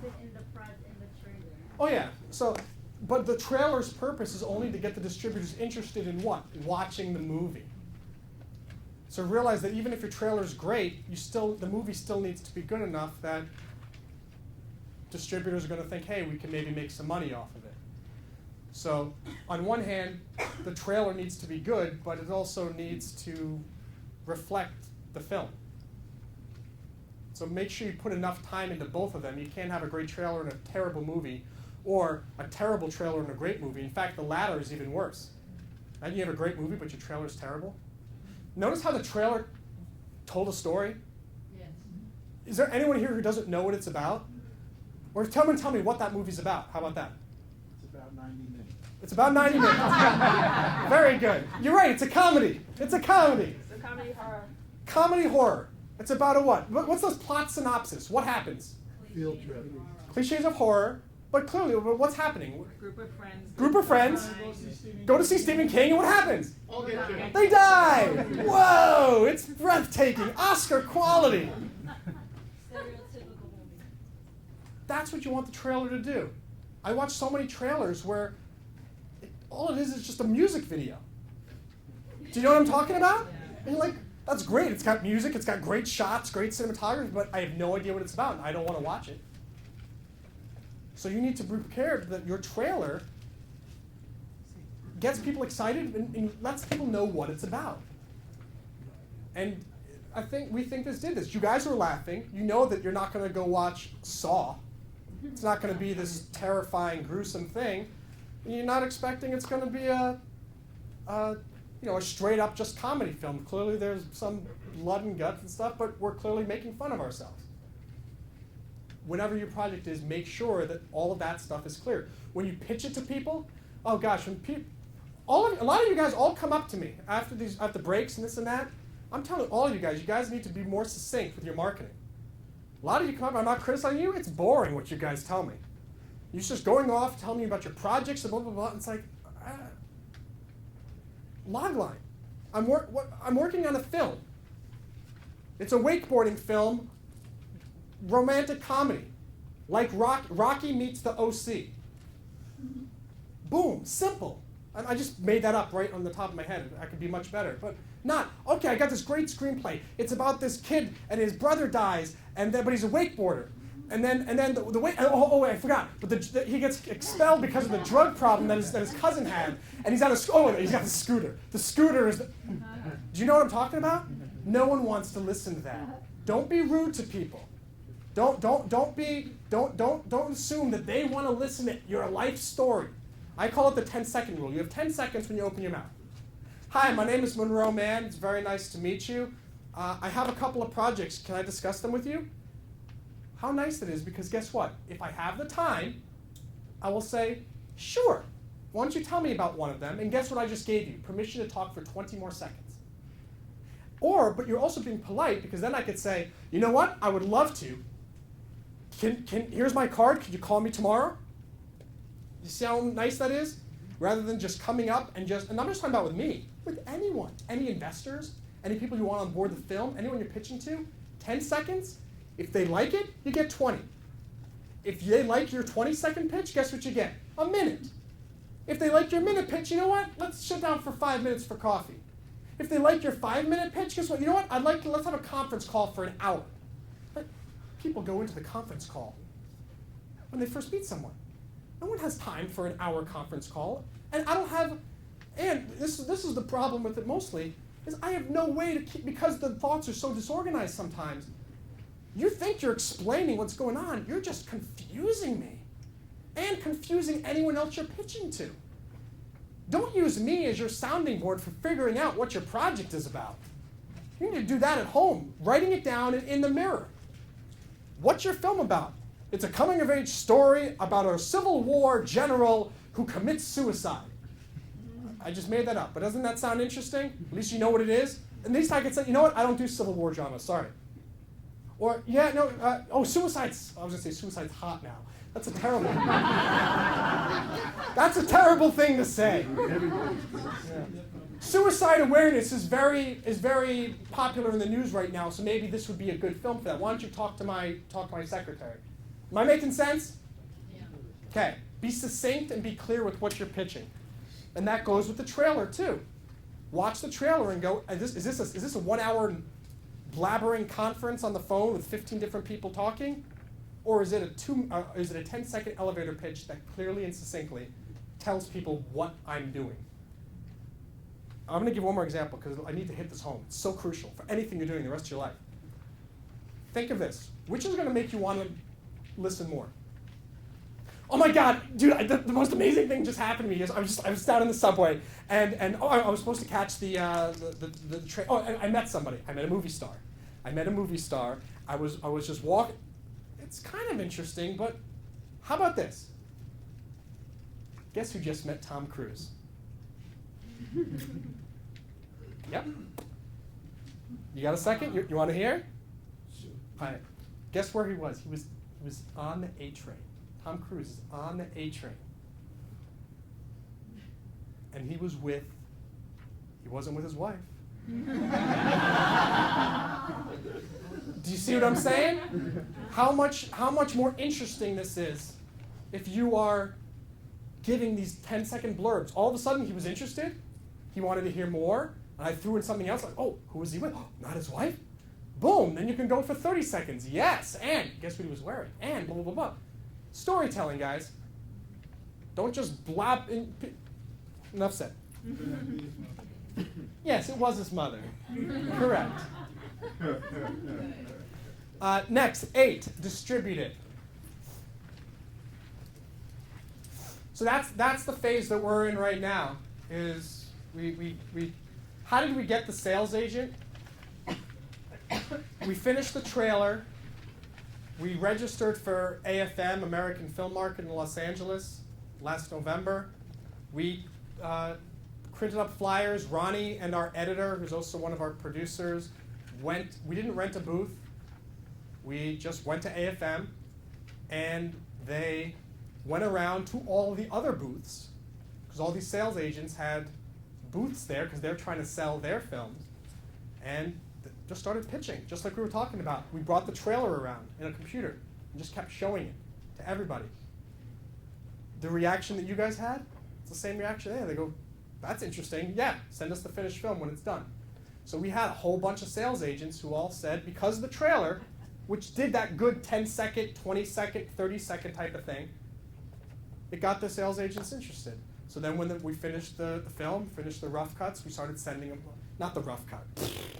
No, we didn't send the rough cuts. One of them, towards the final cut, sent them down to these agents, and then, about 4 or 5 of them showed interest and said, yeah, this is great, and then we started negotiating, and voila, we ended up. But this is what did the selling. Plus, the what? Title. You Can't Kill Stephen King. If it was You Can't Kill a Horror Writer, that's still interesting, but Stephen King. Like every Stephen King blog in the world has written about the movie. Stephen King's website itself updates movies, updates news about the film. Come up with an idea that's got an inbred marketing hook. With the wakeboarding film I did, it was wakeboarding. It's a niche sport. All the wakeboarders wanted to get involved. What if Stephen King objected to the fact that you used him? Because it's a parody. So legally, it's like Saturday Night Live. Oh, I see. Yeah. No, that's okay. I didn't hear that. Everyone asked it. Even distributors goes, whoa, whoa, whoa. And I had to explain to them. I said, I'm a lawyer. Don't worry. It's okay. And the thing is, we're not really making fun of him. It's kind of just, making fun along with him. Yes, sir? Instead of going to sales agents, did you think about doing film festivals? Yeah, well, we're doing film festivals now. We won Best Feature Film at the Lewiston Auburn Festival in Maine. We're tomorrow night it's appearing at the Fright Night Film Festival in Kentucky. Our agent now has actually taken over all of the festivals, which is great. So we did get into a whole bunch of others, a number of them in Europe too, but I can't disclose what they are yet because they haven't released the lineup. I'm going to open up to questions for everybody in about 5 minutes, and then you can just fire any questions you want about anything to me on this subject or others. But let me just get through this. Number 9 is marketed. Do you see how all these things are kind of all together? You want to think about how you're going to market it as you're conceiving it. At first, it wasn't called You Can't Kill Stephen King. First, it was called The Quiet. Then it was called Shush or Die, because we realized The Quiet isn't fun. Shush or Die shows that it's kind of a goofy film. And then one of the lines in the movie is You Can't Kill Stephen King. And we just decided, you know what? Why don't we use that? And we did. And so the marketing was something that was developing all along. But we knew in the beginning that, ooh, this is cool. Maybe the fact that there's a Stephen King affiliation, that might help us. What else how does the marketing work out? figuring out who your demographic is, who's going to watch this. Figure out that ahead of time. Is there a lot of people who are going to like your type of project? Marketing is about also, if you want to raise money, who is going to invest in it? What type of person would invest in this? Is this something that people would want to invest in? Sometimes people bring projects to me and I'm like, dude, I wish you great success. I've learned never to tell anybody that's not going to happen because someone told that to me and I proved them wrong and I realized, you know what, none of us know what's going to happen. So don't tell anybody that their dream or their idea is not going to work. But I will tell people I think you're going to have a tough time. I think that might be difficult. I think that might be an easier niche that you could jump on. But think about everything from marketing. Because in the end, nobody wants to go see a film that's not interesting. Marketing. You could do all these steps, and guess what? Nobody sees the film because it's a boring concept. Or it's a great concept marketed poorly. How many times does a great film get no recognition because their marketing campaign was terrible? Terrible. Something I talk about when I also talk about it in this book, Theatrical Juggernaut. Too many people spend 90% of their time, 10% of their time coming up with their marketing angle, and then 90% of their time implementing it through their marketing plan. Actually taking action, mistake. Spend 90% of your time coming up with your marketing angle, and then spend 10% of your time putting it into action. Putting it into action will be so easy if you've got a great niche and you've really put the thought. I would rather spend 3 years preparing and 1 month executing than 1 month preparing and 3 years executing. 90% of people in this business spend 1 month planning and 30 years executing. And they get nowhere. Have patience, take the long road, spend the next 5 years planning. And then guess what? In 2 or 3 months of execution, voila, boom, overnight success. Because you came up with something completely unique. And you put the thought process that would make you put into place the thought process that would differentiate you. Last step. Finish it. I put finish it so you can make some money and so all your efforts don't go to waste. Finish it. Maybe you're not going to make money initially, but I look back at all of those short films that I did. Well, actually, I did make money off those short films because I was getting paid to help people make them. So I made money back then, and then those films acted as the track record to get the money for this, which then now looks like we're going to make some money from this film. Finish it. Even if it doesn't make money, it's going to be a launching pad because it's creating a track record.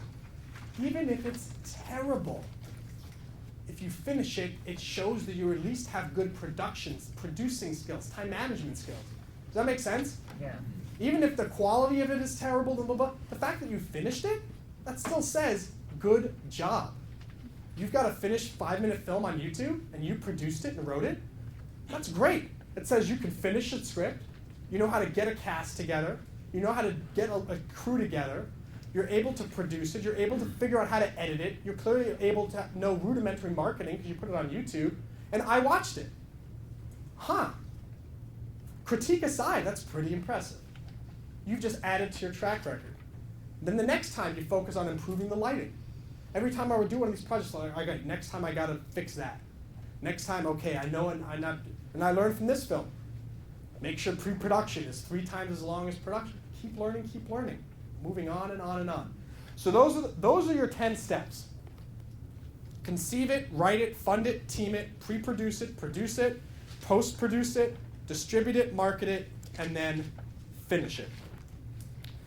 So, questions? Yes. Yes, if you have a writing partner, what would you suggest in terms of Kill him. protecting yourself?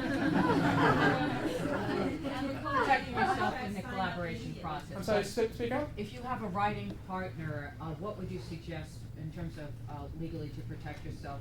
Don't you start writing with anyone without a contract. What And kind I think of that's what you're saying. Yeah. And an email is a contract. If you write an email and it says, hey John, just want to touch base with you and verify and confirm that we're writing this together, but I own the copyright. You will be credited as a co-writer after my name. We're splitting any profits from this thing 50-50. Whether it gets produced by some other production company or ourselves. However, the money that we're splitting is the amount that we're splitting as screenwriters. If I get involved as a producer, that's a separate. As an actor, you know what I'm saying? And just say, if you agree, copy and paste and press I agree and sign it and put your name. So then they just copy and paste it, or they can just press reply and put I agree to the I agree to the terms below, Monroe Mann. Guess what? It's a contract. There was an offer, there was an acceptance, and there was consideration. In this case, the consideration would be, I don't know if I want to get into what all that means, but the fact that something of value was given up or received. And so if you're giving up some type of credit, or you're giving up, as long as there's something like a tit for tat, something's going on, I'm going to get credit in terms for writing the screenplay. That's consideration. Does that make sense? Yeah. Get it in writing, even if it's a text message. And then take a camera and get the text message. Obviously, what's the best protection? A real contract on paper signed. But get something in writing, something, because then a jury can look at that and go, well, no, it looks like there was some type of agreement here. Sir? Who gets paid first after the investors? It depends, and it depends on what the contract says. So it could be the investors get paid last. It could be they get first. Really? It could, whatever they decide. It could usually it's lenders get paid back first. Right. Then investors get their principal back. Right. Then deferred pay. People who worked on the set for free then once all the deferred pay is back, then there's profit sharing for the investors. That's one possibility. It's up to you. Okay. Whatever anybody agrees. Okay. Yes, miss. Did you get insurance on your short films that you did initially? I didn't get any insurance on the short films. On the feature film, we had to. That's one thing that we didn't plan for. We didn't realize how expensive it would be. We didn't think we were going to need insurance until all the equipment rental companies said, we're not giving you any of our lights. We're not giving you our fog machine without insurance. We're not giving you our this or that. And it cost a lot of money. A lot more. It cost, probably about $5,000 or $6,000 for insurance. And on a low budget film, do you think we planned for that? We didn't. We didn't think it was good. We didn't think we needed it. We didn't think it would cost that much. So plan for insurance and food. Those are two things that are going to cost money. One follow-up very quickly. Yeah, the short films, why didn't you get insurance for those? Any liabilities that might happen? I didn't care. Should I have? Could I have? Yeah. But I also did not think there was nothing going on that was. I had all the equipment myself, my own lights, my own camera, and we weren't doing anything that was. Nobody was going to get hurt, and if they did, I was willing to take that risk. That's something you just gotta ask yourself. Okay. Yes, sir. You mentioned that you got a sales agent at the AFM. Yeah. Would you recommend going through film festivals to get distribution? Or you went the other way? All right, he asked, he said, you got your sales agent at AFM. What about getting a sales agent through film festivals? He looks like Mark Wahlberg. Every time I look at you, I keep thinking it's Mark Wahlberg. Yeah, I am Mark. No, not you, your friend behind you. You look like the guy from Jaws. I'm the Sean. That's it. You could go either way, and I've heard stories of it happening both ways. The film festival route, I don't think getting a sales agent is going to work unless it's a huge film festival and you win, because that's going to bring a lot of attention to you. I've heard it going both ways. It worked out for us going this way than going there. But what worked is the trailer was great. The trailer was great. Really, that's what did the work. And in that case, that got people interested. So I think the answer is throw it against the wall and see what may work. Quick follow-up? Yes. Nobody may start their questions with Anyone who says like, or gets cut off and you lose your question rights. You may start again. You are a lawyer. Yes. Now, would you recommend that we have a theatrical lawyer before we start production, even if it's a low-budget film? As far as yes, I can tell you this. Me being a lawyer on this was a godsend. a godsend. And I don't know how this would have happened if I were not a lawyer. And I'm not trying to toot my own horn, but it was just all these things that I did not have to go somewhere and ask questions. I could just go, no, this is right. No, this is it. I drew up the contracts. Nope, this is fine. And I could do all the negotiations myself. So the answer is, I think yes, because I had a lawyer on the film all the time, and it was me. And I think it's very helpful because you're going to feel comfortable moving forward if you have somebody who can look at all these things. That being said, you need to get an attorney who I think will, I can't believe I'm saying this, who's going to want to be a part of the profit sharing, deferred pay. To get to the amount of work that I did for my own film as an attorney, exhausting. And I should have been paid $150,000 for it. My point is you need to get somebody on board who's willing to put that up. We'll come around again. We'll come around again. Yes, sir? In Nashville, first thing they tell you to do is to join SAI. Which is? It's not a union, but it's an organization that protects songwriters and performers. The second thing they tell you is as soon as you generate SAI? interest, National Songwriters Association International. As soon as you generate interest from anybody, Reba wants to do your song, but hold on. The first thing they want you to do is come to them and they will assign you an attorney to help you, an entertainment attorney. We're in a union now. Is there a thing like that that's available to us for? I know there's volunteer lawyers for the arts, but I have never had, I don't know what they do.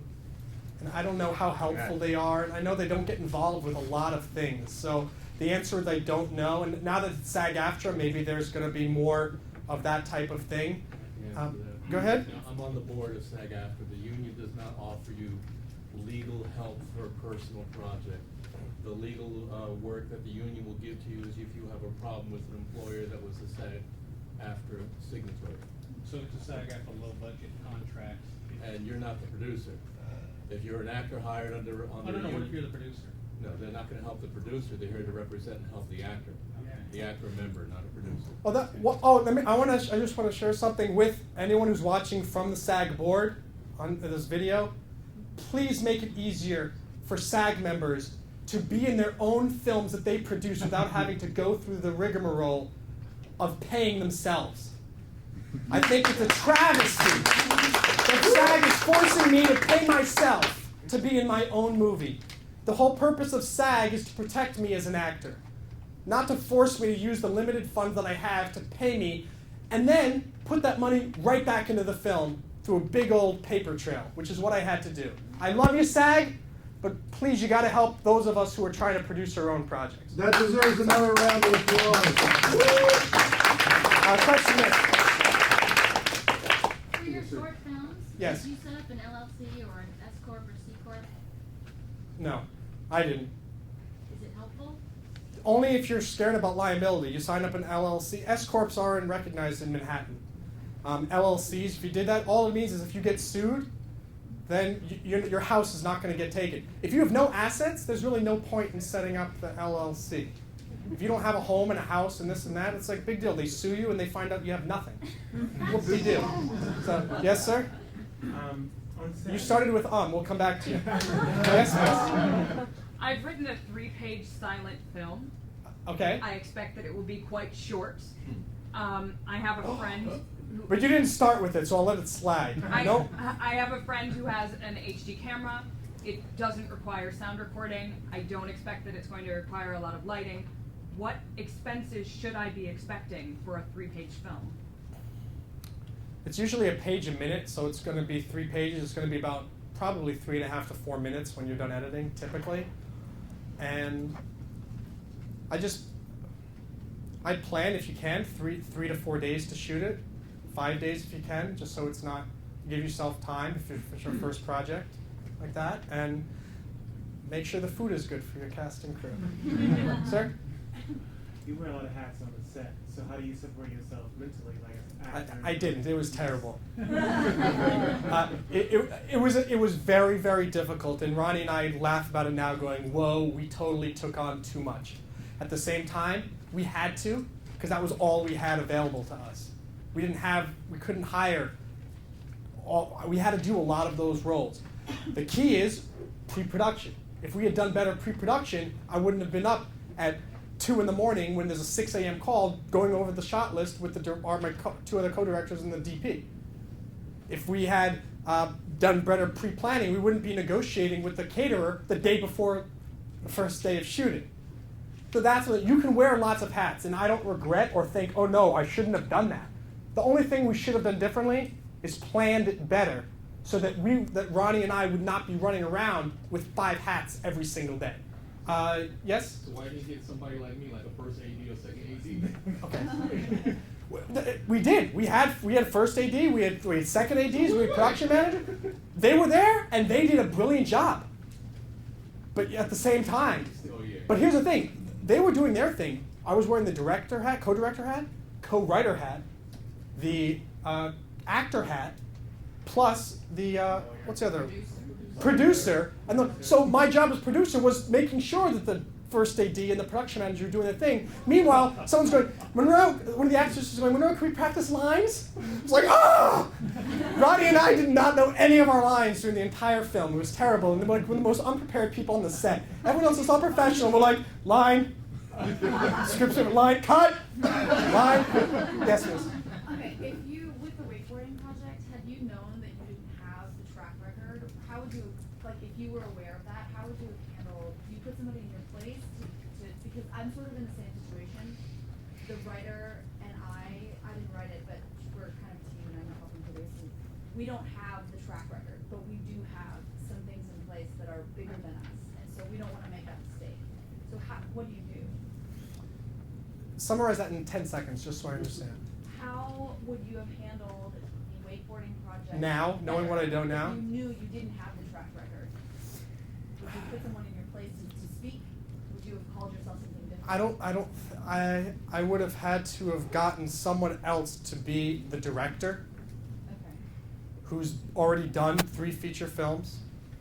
I would have had to have gotten somebody else to be the main producer. Mike Fennell was on board as a supervising producer, but that really means he's kind of just there as a sounding board. I think if he, I think you would need to get, you could, like, if that's the case, you'd be the executive producer and get someone else to be the hands-on producer and get someone else to be the hands-on director. That's not something I wanted to do, though, because I wanted to direct my own movie and I wanted to produce it. And so your ego sometimes gets in the way. But it paid off because I was able to do it eventually. Yes, we'll come back to you and then we'll come back to you guys. What would you do to get the most out of finishing a short film that I think is pretty good? To sort of get it out there where people notice it and the industry will notice it? Make it good.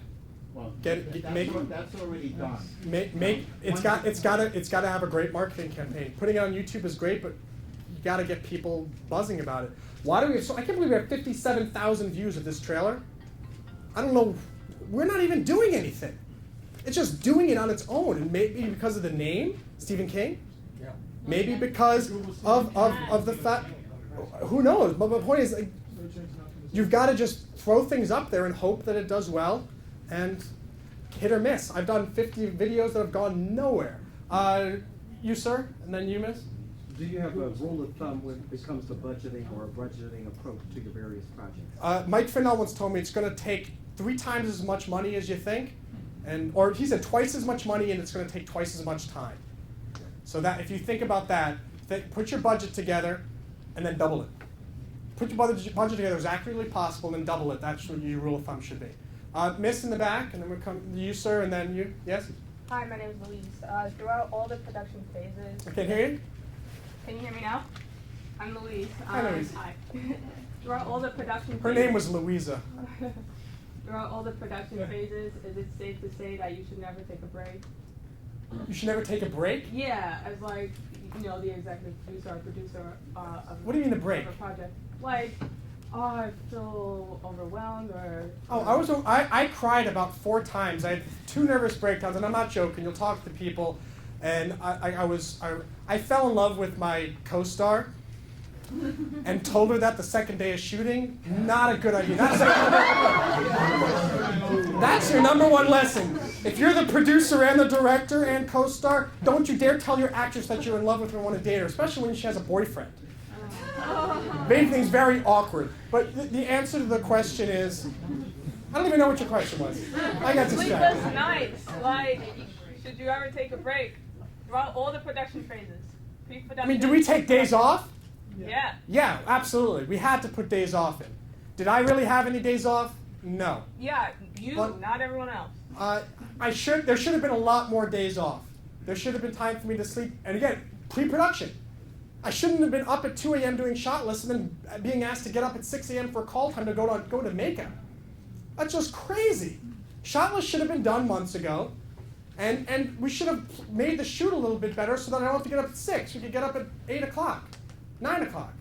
Pre-production, and then you won't have to take the breaks. But sometimes, if you can put breaks in, as if you're the head honcho, absolutely. There was a question over there, sir, and then you. Yes? Yeah, funding is usually the issue that when it comes to me sometimes. And It's an issue that comes with everyone's issue. okay, great. What my issue is, I love this trust, but how do you operate in getting a return on investment? How would you approach to get that? That's where like my MBA in finance comes in. I know about money, and I know how to talk in financial terminology and things like that. Do you need an MBA in finance? No, but you have to make it clear to your investors that you understand money. You're going to manage their money. Don't you get it? They're going to give you money, and you're going to be the steward of their money in legal terms, the fiduciary. You're like, oh, dude, totally. Just give me the $100,000. I'll put it in the bank. Dude, yeah, just trust me. It's going to be great. It's going to be epic. We're going to make a wakeboarding movie.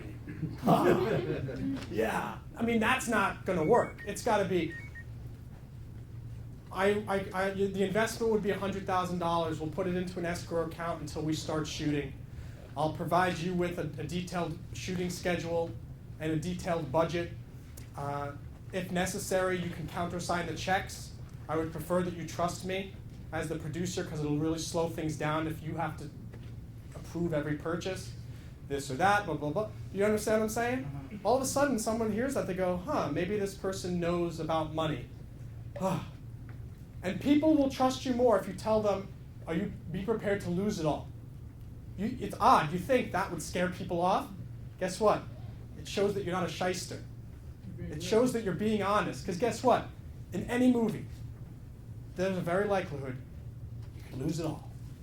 Yes, I promised her first, and then you. It's a two-part question. Okay, well, make them quick, because we're almost done. You have to create your own production company. 2, how is the process working for a minor creating his own production, his own project, directing it, not acting in it as his first one? Okay. You don't need your own production company. You can find somebody who has one. Pitch your idea to them in that 10-second way that I mentioned. Same thing with an email. Email pitch, one log line, 10 seconds, and get someone else to come on board. Then you make sure there's a good contract between you, the screenwrite, copyright holder, and the production company. Second question with a minor. I don't think there's any rule that prohibits a minor from owning his own production company. So I think it's just a matter of putting it together.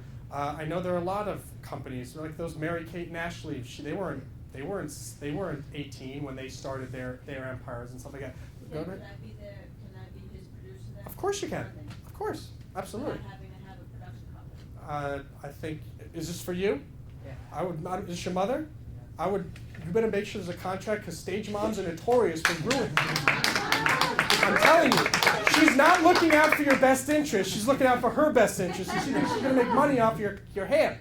And so I'm telling you, you need to make sure you have a separate lawyer that's separate from her. You guys are different entities.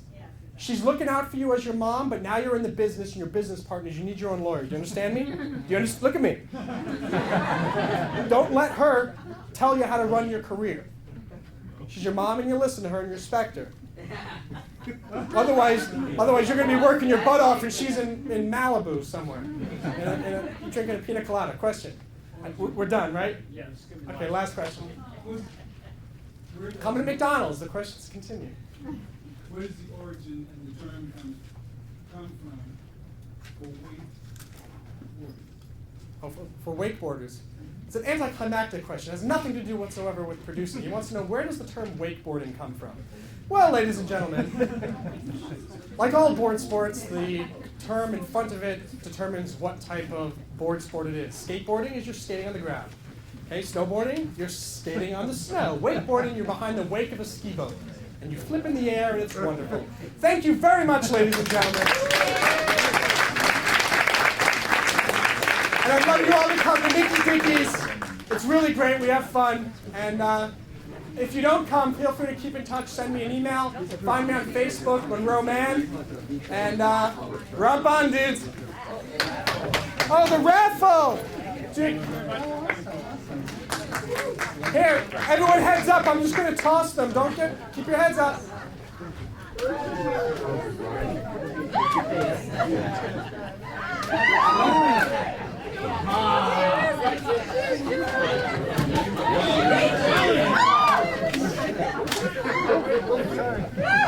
This is completely dangerous, and there's lots of liability going on here. All right, the boats real quick. What's the break diver's creed? No. Dive in and get your own boat.